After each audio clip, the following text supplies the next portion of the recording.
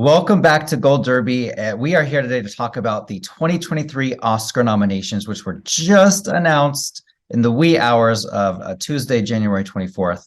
I'm Marcus James Dixon. I'm here with Ray Richmond, Daniel Montgomery, and Denton Davidson. And wow, there's so much to talk about. I don't even know where to start. I guess let's give credit to Everything Everywhere All at Once, getting 11 nominations, more than any other film. Second place, we have All Quiet on the Western Front and The Banshees of Inisherin. They tied with 9. Elvis is at 8. The Fabelmans is at 7.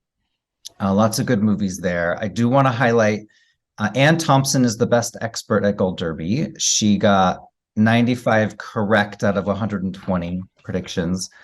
And then the user that did the best is Cinemateo21. He got 97 out of 120. And for our editors, Joyce Eng is the best, and then Riley and Daniel tied for second. So Daniel, I guess I'll come to you since you did so well and you beat all of us. What were your secrets? What were your big takeaways? My secrets was, I tend to play really conservative at the predictions for Oscar nominations and winners. I look at like what has done well in the guilds, what did well at the BAFTAs, and I try and, just kind of find the average of those things, and when in doubt, steal from Joyce Eng. So Yeah, she beat us all. Denton, what about you? What are your big thoughts? There wasn't a ton of shocking snubs or nominees, but it was, if we're going to go straight to one of the big categories, I would say Best Actress, Viola Davis and Danielle Deadwyler both out. We were debating for a long time if Michelle Williams would get in or not, and we were going back and forth between her and Ana de Armas, and they both got in. And Michelle Williams was such a confusion. I think she got all the way up to like maybe 7th place in our odds for supporting actress. People were so confused about what to do with her. And Andrea Riseborough getting in. That last minute campaign, celebrity campaign, paid off, and we wondered if people would see the film, but apparently she got enough #1 votes to slide in there, and it's very unlikely that she would have a chance at winning as the only nominee from her film with such a stacked field. But kudos to her for getting in. And Ray, you called that. I don't know if anyone else here called that. I did. I called that not because I had great confidence in her getting nominated, but mainly because so I could say I called that if it happened. Well, there you go. And it did. I like to think, just because I'm delusional, that it was my story that posted at 3 p.m. pushing for her candidacy on the last day of nominations that put her over the hump. Probably not true. But yeah, Best Actress, I guess, probably had the most shocks of everything, with Danielle Deadwyler and Viola Davis being passed over and Andrea getting in. Everything Everywhere All at Once, not a surprise that it would have the most nominations. Although I went back and forth during award season thinking, that this is going to sweep up everything. It's going to be a juggernaut, and mostly I'd convinced myself that it was going to be that they were going to spread the wealth a little bit more, and then they did spread it pretty well. But I think there's a chance Everything Everywhere could be kind of another Parasite in the offing here. Even Best Song, it got in. Yeah. And Best Score, it got the 2 music nominations. It took them. We weren't expecting either of those, were we? Yeah, we expected it to do well, but that was and costumes was not necessarily a foregone conclusion at all. They were definitely in the mix, but they got in a lot of places where they didn't have to win the Oscar for Best Picture, and I think they solidified themselves as frontrunners pretty well. And All Quiet on the Western Front, glad to see it got as many as it did. I'm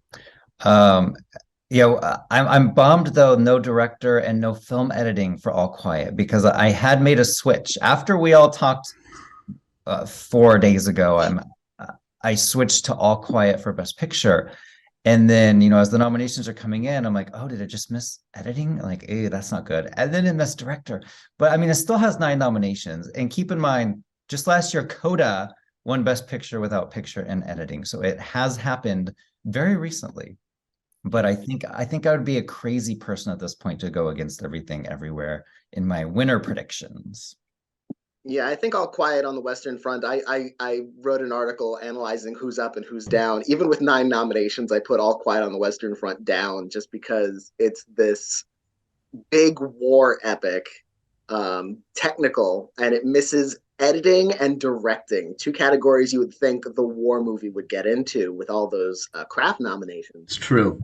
Missed those, so I feel like it might be more like this year's Dune than a potential winner. But again, like Coda last year proved that all rules are made to be broken. Although this one would have to break yet another rule. It'd have to win without even a PGA nomination. So that'll be interesting to see. Well, we talked about actress. Does anyone want to mention actor? The nominees were Austin Butler, Colin Farrell, Brendan Fraser. We all knew those 3 were getting in, and then Bill Nye was a safe 4. Paul Mescal ended up getting the 5th. I personally had Tom Cruise getting in, and it did get Top Gun got that really out of nowhere adapted screenplay nomination. So it wasn't out of the realm of possibility. Like maybe Tom Cruise was 6th place, maybe he was 1 vote away. We'll never know.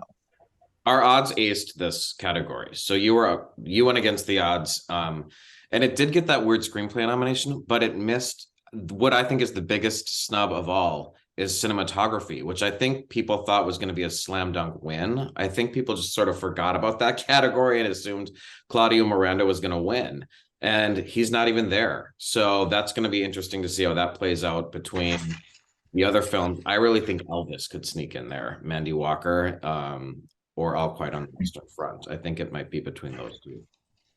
And Daniel, actor thoughts?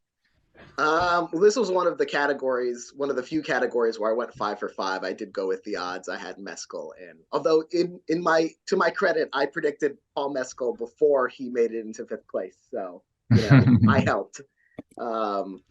And that was the only nomination for After Sun, right? It didn't get anything else. Yeah, the only nomination. I thought for a while it would get a screenplay nomination, but I luckily switched that for Triangle of Sadness, which ended up getting the nomination, which I'm sure we'll talk more about Triangle of Sadness.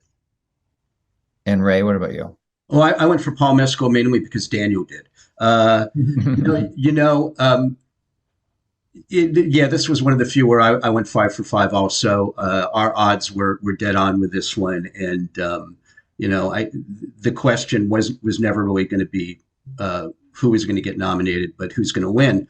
And now we switch back to that. And I still think it's actually more and more now, I think it's a 2-man race between Brendan Fraser and Austin Butler. But time will tell. I think don't we already have, as we sit here, a few hours into the nominations, like 700 or 800 picks on our site? That's pretty good. Yeah, like 700 or 800 predicting the winners already. I think the total that screen just to see where it is at this point, because when I said that was 20 minutes ago. So could be 5,000 by now. No, we're still at 734 as I'm speaking. That whenever you watch this, that number will be higher. The total for nominations, I think, was it was under 10,000, but it was very close to 10,000, right? Yeah, I think it was 9,900. So close. Well, you wanted to talk about Triangle of Sadness, so that let's do that. It got picture, it got director, which not a lot of people saw coming, and then it got original screenplay as well. What do you think, Daniel? Where's Dolly? Yeah, that is the weird one. I thought, I predicted it would get in for screenplay. I wasn't predicting it for picture, even though our odds, it was on the bubble, so that wasn't a total shocker. But Ruben Östlund for director, he was ranked 13th in our odds. He was not even close to being predicted by us to get in. And we keep talking about every once in a while, who's going to be the foreign language nominee this year? And even though Triangle of Sadness is an English language film, I think he sort of is that slot because he's a European filmmaker. His last film, or one of his more recent films, The Square, was nominated for international feature. So I think he got that slot, which was instead of Edward Berger. Mm. Ray, what about, do you have any thoughts on any of these nominees? On the director, yeah, I thought Edward Berger was. I was on the Edward Berger train, and I also thought Baz Luhrmann was going to get in for Elvis, but I didn't listen to the people that said no, the Academy doesn't love Baz Luhrmann. They think he's too flamboyant or too whatever. But and I guess they do. But it's a good set of five, and I was totally surprised by Ruben Ostlund. That totally came out of nowhere. But I vacillate back and forth now between the favorite being Spielberg and the Daniels. And I think I don't know. Boy, this is going to be very close. Yeah, the director's branch sometimes lean more conservative. So I think Spielberg still has a shot here, even though the Daniels may be, the internet favorite. That's an interesting race. I want to kind of switch over to supporting actress. The very first nomination announced this morning by Riz Ahmed and Allison Williams was Angela Bassett. And that would have either made today a good day or a bad day. And she got in, so it made it a good day. And then Hong Chow got in, Carrie Condon, Jamie Lee Curtis, Stephanie Hsu. So no big surprises at all in this category. Was our odds 5 for 5 in this one? Does anyone know? Yeah, we were 5 for 5. Dolly DeLeon was 6th. So I had Dolly getting in. I wasn't on that Stephanie Hsu train, and I was incorrect. So a lot of you were calling that, and me too. I was off that train too. I added her late. She was the last one I added to that category. I think I took out Dolly for her. Yeah, I had her Stephanie ranked 5th. I was not confident she would get in. If you had told me that Triangle of Sadness would get in for picture and director, I would say for sure Dolly DeLeon would be the acting nominee. But it didn't happen. So I did get this 5 for 5, and I was so happy because Stephanie Hsu, just given the way that category landed out, she was last alphabetically. Everyone else was like C, A through C. So I was so happy when they announced her name at the end there. That wasn't a sure thing. I was so taken with the fact that it was 2 from Everything Everywhere All at Once that I put Hong Chow in Everything Everywhere All at Once when I was typing up the nominees early, and had to correct it. Hong is very good. This is I wouldn't have thought this a month ago, but I feel like this is totally Angela's category to lose now, and I don't think she's going to lose. I think we were pretty close here in terms of our predictions. Where we were not close was supporting actor. I mean, we all knew Brendan Gleeson, Barry Keoghan, and Ke-Huy Quan would get in. The other two, they went with Judd Hirsch over Paul Dano for The Fabelmans. I thought they would maybe do both, but not Judd over Paul. And then Brian Tyree Henry gets a nomination for Causeway. Ray, do you want to start with this one? What do you? Yeah, I think Judd Hirsch gets he's 87 years old. He's not going to be with us forever. Let's honor him now while we have a chance nomination. Paul Dano, I think, was far more impactful in The Fabelmans. I'm not a big fan of nominating a supporting actor for one scene, and this was a total one scene nomination.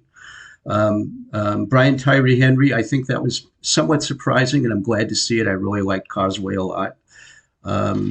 But we're also, I think, probably in agreement that it's all, kind of waiting to see who the other 4 were, and that that Ke-Huy Quan has got this one well in hand already. In fact, they should have probably just handed him the Oscar when they announced the nominations. Denton? Yeah, this was a little more surprising. Eddie Redmayne's gotten in everywhere, but we talked about this before the nominations that The Good Nurse has not. I think Daniel said something along the lines that he could pull a Jennifer Lopez and get everything that he needed to get in, but not quite cross the finish line. And this is a category where they do like to recognize old veteran actors, and that's where Judd Hirsch comes into play. And that doesn't surprise me. Brian Tyree Henry was surprising, but again, well deserved. And Daniel? Yeah, it's interesting. I thought like because the only thing that was going to get in for The Good Nurse was Eddie Redmayne, so maybe he'd miss like Jennifer Lopez. And then they nominated Brian Tyree Henry, who was the only nominee for Causeway. So apparently more people were just watching that in general, which I'm happy about because Eddie Redmayne has his Oscar, and this is Brian Tyree Henry's first nomination, well deserved for that performance. Judd Hirsch, I don't know, like looking back, I should have seen it coming because this is exactly what they did with Belfast and Judi Dench. Katrina Balfe was getting in everywhere, and then at Oscar time, Katrina Balfe missed, and they substituted her for Judi Dench. So yeah, they did it again where they took out the younger actor who would have been a first-time nominee, and they opted for the veteran instead. My heart hurts for Paul Dano. He really deserved it, and he was out there campaigning. I mean, I saw him at 2 parties back to back, along with Michelle Williams, who did get in. So it makes it all the more kind of head scratching. Okay, so screenplays. I already mentioned Top Gun surprisingly getting in for adapted. Were there any other surprises here or big snubs that we didn't see coming? The Whale didn't get in, and some of us, like myself, had that winning. So that was surprising to see that snubbed in favor of Top Gun. I think for the other category, we were 5 for 5. So we did really well on our prediction odds for screenplays. Okay, Daniel? Yeah, when they got through we're getting through those nominees for adapted screenplay, and Top Gun Maverick showed up, and it was letter T. I'm like thinking, oh no, Women Talking just got snubbed, and then the Women Talking got nominated. So I was like, oh shoot, The Whale got snubbed. So I was really happy to see Women Talking nominated. I don't think the screenplay is necessarily the strong suit of Top Gun Maverick. That was a little weird to me. Especially the mission was basically the Star Wars mission from Star Wars A New Hope. I think I went 4 for 5 and 5 for 5, just like our odds did. Ray, do you think Women Talking is going to win adapted screenplay? It did get in for picture. I think it's got a really good chance. Although I think the Top Gun Maverick nomination was totally weird for screenplay. You don't think of screenplay for that film. That is the last thing you think about. I was still hoping against hope that She Said would get in. I think She Said got snubbed entirely, which I was disappointed in. Yeah, I think Women Talking is probably the favorite at this point. I was a little surprised to see Glass Onion, even though I know you guys probably weren't. Wasn't that was the only nomination for Glass Onion, right? Yep. Yes, that's right. Yeah, a little surprised, but She Said deserved it. I still think it was just as good as Spotlight, which won Best Picture, but I'm a lone voice in the wilderness. I agree with you, Ray. I didn't have Glass Onion either, and I had She Said, so we're together.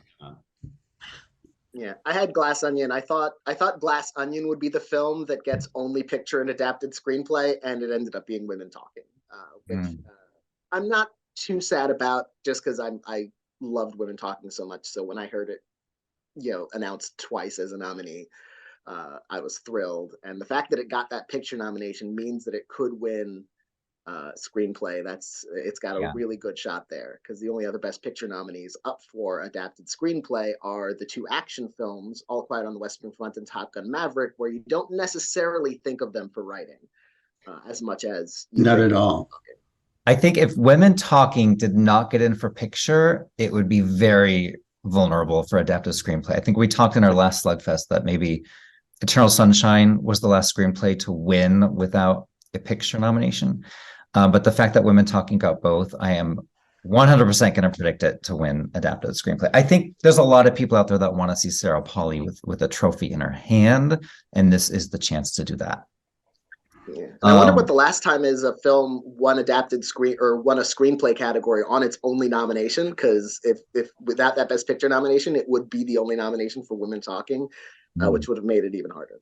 They're going to want to have a woman go up there onto the stage and get a trophy for one of the big ones, and she doesn't have any chance for Best Picture. So this is her shot for sure for Sarah Polley. And then also, what will win original screenplay? We all pretty much got these nominations, but that's step one. Step two, is it Banshees or is it Everything Everywhere? I may go with Banshees. I have Banshees, but I'm very tempted to switch to Everything Everywhere because it is so original and it's the front runner to win Best Picture. So I feel like that could be where they'd go. Yeah, I think this is going to be part of the juggernaut. I think Everything Everywhere is going to end up winning 5 or 6, and screenplay will get caught up in the whirl. So would Banshees only win what? What would Banshees win in that scenario? Maybe nothing.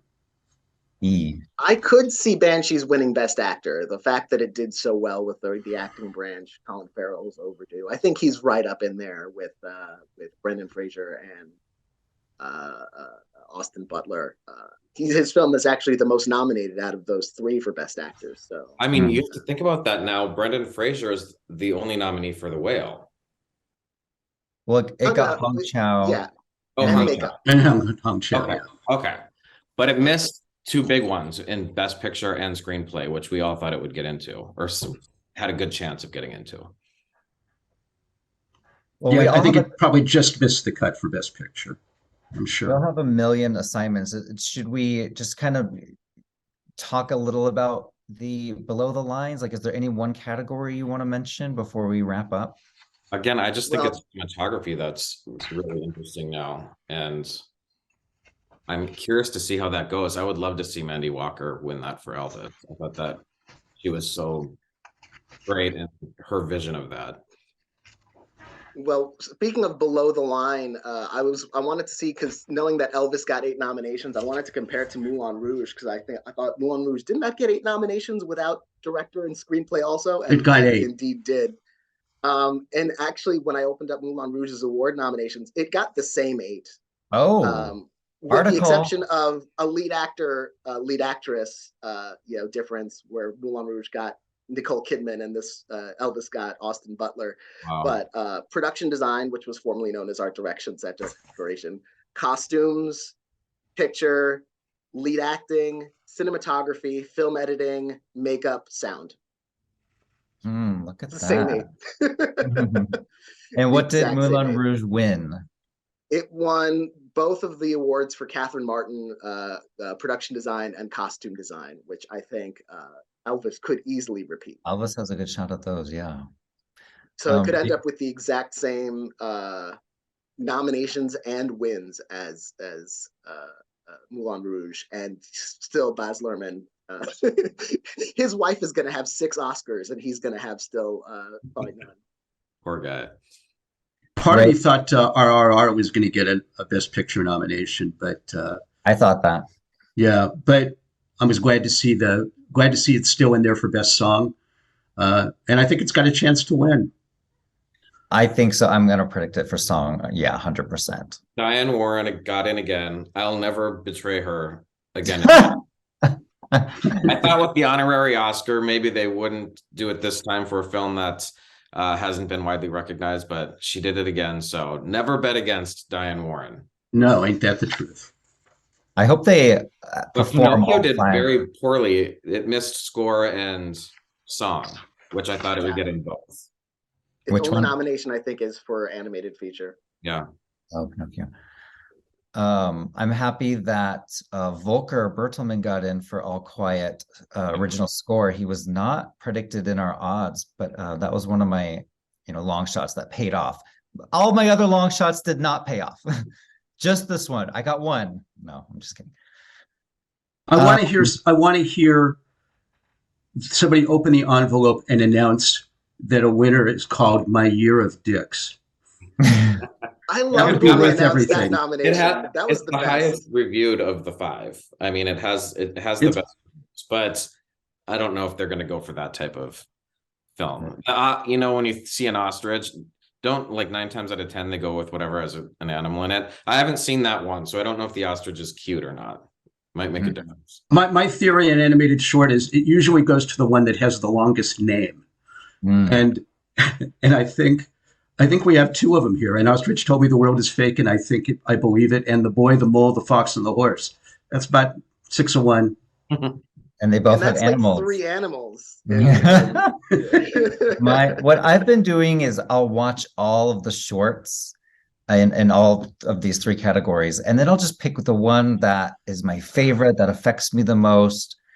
And you know, I'll get maybe 1 or 2 of the 3. I don't think I've gotten 3 for 3 in a long time. Yeah. Well, everyone, thank you for watching. We will be doing another Slugfest where we talk about all of these categories. It's just kind of today we are just maybe doing more of a run through.